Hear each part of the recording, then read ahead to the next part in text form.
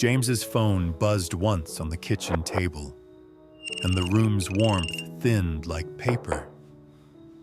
Outside, the gate creaked once in the dark. The screen showed an unknown number and one line. Good boundary today. Good boundary Dinner today. can wait. Dinner can wait. Keep the girls out of reach. Keep the girls out Don't of worry, reach. they're safe. Ms. Okay, Louis what? Diep stared at the message, remembering the day she left Diep. without explaining. The day she learned silence could be armor. Across the room, Something's James's out there. mother kept folding What is dish it? towels, The children! pretending her hands were steady. Stay What here! would older women do? Answer, ignore, or warn the children first? Share your advice in the comments. It had started that morning with Pancakes. Hello and welcome back. Have you ever had peace return, only to notice one small thing still feels unsafe?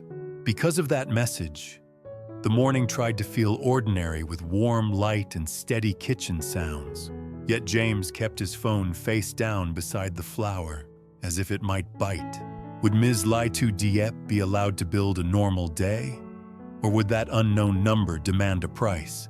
James's mother stood at the stove, turning pancakes with careful wrists, humming like the tune could seal the house. Anna arranged care cards in a straight stack and whispered each line as if blessing the kitchen. Nye sat on the tile with her stuffed orange and announced, "Mine," to the empty air. When Mrs. Diep entered, James's mother stiffened, waiting for blame. But Ms. Diep only said, "That smells good." The older woman's eyes softened, and the first small payoff arrived. The room did not break. But the same unease stayed with James's phone, heavy in his pocket when he crossed the kitchen. So he set it down near the mixing bowl and tapped the screen without opening the thread. Because the message had threatened distance, he chose closeness in plain daylight. "Packing day," he said, then gentled it. "Family version." He spread a clean checklist beside 10 plain boxes. No logos, no photos, no faces. Anna shot up like a little manager. "Safe jobs?" she asked. "Safe jobs," James said. Nye stomped. "I help." "Stickers," James replied, and she beamed. James's mother reached for the tape with 2 hands, like she was handling glass. Diep watched the rolls settle, and the second payoff arrived. Fear did not get to cancel routine. Because of that steadiness, the phone became the only thing in the room that felt loud. Yet it traveled anyway. James slid it into the apron pocket, so it could not be seen from the window.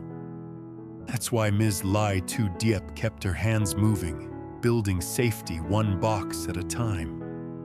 They made a small packing line in the kitchen. James verified batch numbers and printed labels. Ms. Diep checked fruit, choosing clean skins and balanced sweetness. Anna placed a care card in each box, then folded the corners like a gift. Nye pressed star stickers on the outside and clapped at every click. James's mother wrote "fragile" in neat block letters, then paused, blinking hard.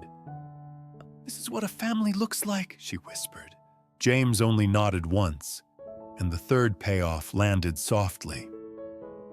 Belonging could be earned by work, not words, but the same calm carried a warning, and it came from the gate, not the phone. So Luan's voice cut through the kitchen doorway, tight with caution. Because the last box still waited for tape, everyone froze with tape in hand. "There's a man outside," Luan said. "Says he's with Brand. Wants a quick phone video of the family packing." Ms. Diep's stomach tightened. No home, no kids, James said, and walked to the gate. The stranger smiled. Internal social, he insisted. Not authorized. Leave, James replied. Luan shifted like a wall. Officer Thu rolled past on her motorbike, and the man backed away. The fourth payoff arrived. An ally can be a presence, not a speech. Because of that victory, the phone returned to the table, and the message thread stayed unopened. Yet the threat did not vanish. It only changed shape inside Ms. Lai Tu Diep's chest. That's why she knelt beside Anna before anyone spoke too loudly. Anna's eyes were wide. "Camera guy?" she asked. James crouched level with her. "Yes," he said, and the answer was no. "Your life is not a product." Anna exhaled, then slid a care card toward James's mother. It read, "Safe line. No crossing." The older woman traced the words with her fingertip. "Wise," she whispered. "Mom taught me," Anna said, and Ms. Li Tu Diep felt the sting and the warmth in one breath. The emotional loop tightened. Silence had once protected Ms. Lai Tu Diep, but now safety needed voices. But the same object stayed with them, the phone, when the last box was sealed and logged. So James used it as a tool, not a doorway. He photographed labels, seals, and temperature notes only. Because documentation was proof, the family kept faces out of frame. He uploaded the files to procurement and closed the laptop like a finished prayer. 10 done right, he said. Done, Mrs. Sincarosa con confino caritano atam. Lai Tu Diep echoed, letting relief touch her shoulders. James's mother washed the pan, then surprised herself by asking, "Should there be more?"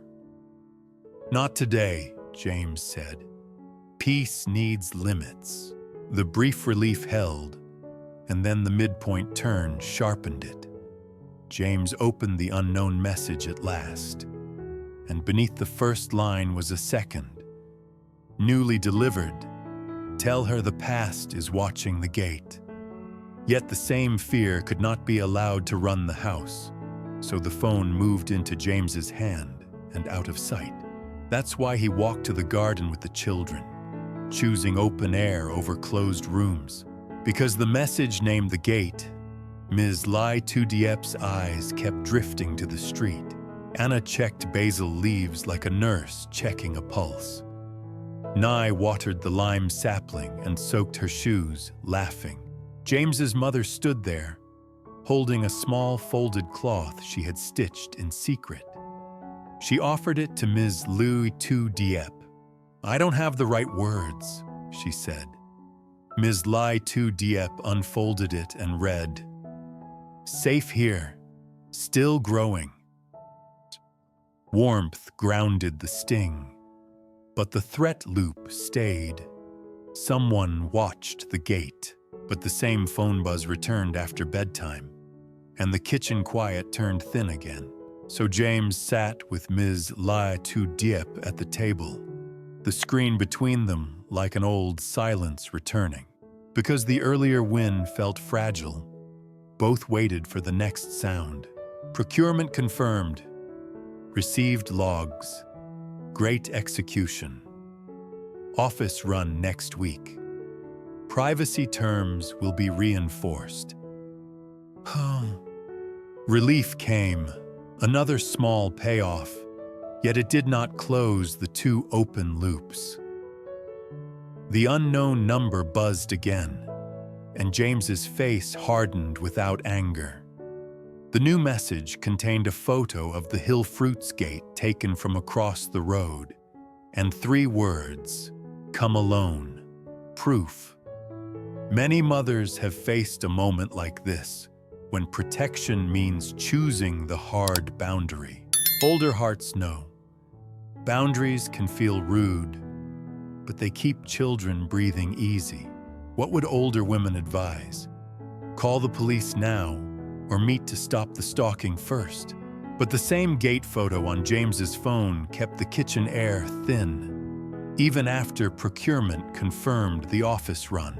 So James set the phone between two clean plates, face up, like a warning label. Because Ms. Lai Tu Diep's fingers began to shake. James covered her hand and held it steady. The text was simple. Come alone. Proof. The photo showed the Hill Fruits gate from across the road, close enough to feel watched. James's mother stood by the sink with a dish towel twisted tight. James spoke low. This does not touch the girls. Miss Su. Lai Tu Diep finally named the missing piece. That day, Ms. Lai Tu Diep went silent and left, she said. A stranger offered money for Anna and Nai on video. When Ms. Lai Tu Diep refused, he promised he could take what he wanted. Yet the same confession carried warmth under it, because it explained love instead of distance. That's why James did not ask for blame. He asked for a safer structure, because fear needed an ally. He called Officer Thu before dawn and turned on the porch light. Officer Thu arrived without sirens and read the thread like a file. This is bait, she said. Isolation is the goal. James's mother whispered. They cannot have it. Her eyes looked guilty, as if old pride had trained outsiders to push. James went to Anna's door and spoke through the crack. Everything is safe. Sleep. Anna answered, safe line, and the words steadied the room. Officer Thu gave a handrail rule. Keep every message. Do not answer. Let evidence speak. James nodded, slid the phone into his pocket, and locked the screen. Because of that rule, the phone traveled from the kitchen to the porch, staying in James's pocket like a sealed envelope. But the same second loop stayed alive, pressing noon into the day like a deadline. That's why the family built routine on purpose, as if routine could block a doorway. Pancakes returned, and the packing line returned. But the children stayed inside and off limits. James verified batch numbers and printed labels. Ms. Lai Tu Diep checked fruit, choosing clean skins and even weight. James's mother taped corners and wrote fragile with careful strokes, trying to prove she could be safe to trust. Luan watched the street and checked the gate latch twice. Near mid-morning, the unknown number sent another instruction. Pack house. Noon. Bring proof. Officer Thu nodded once. Meet, she said, but not alone and not at home. But the same noon pressure followed the drive like a shadow in the rearview mirror. So Ms. Lai Tu Diep wrapped the phone in a folded kitchen towel and kept it out of sight. Because a bridge was needed, James drove to the pack house under bright, ordinary sun. Anna buckled nigh and whispered, no cameras. Like a spell. James answered softly, no cameras. Officer Thu parked where she could see the road. Luan stood near the loading door, not aggressive, simply present. James opened the phone and spoke with the calm of a contract meeting. Proof will be paperwork, he said. Not children. A white van rolled in slow, and the same stomach drop returned. Yet the same phone thread gave proof in the only form that mattered. Written privacy terms and timestamps. That's why James lifted the screen where Officer Thu could photograph it. Because the second loop still lived. Nobody raised voices, and nobody stepped aside. The man from the gate stepped out wearing a cheap lanyard and a practiced smile. "Just a quick clip," he said. "Internal social." James replied, "Show authorization." The man flashed a blurry screenshot on his own phone and tried to step closer. Officer Thu leaned in.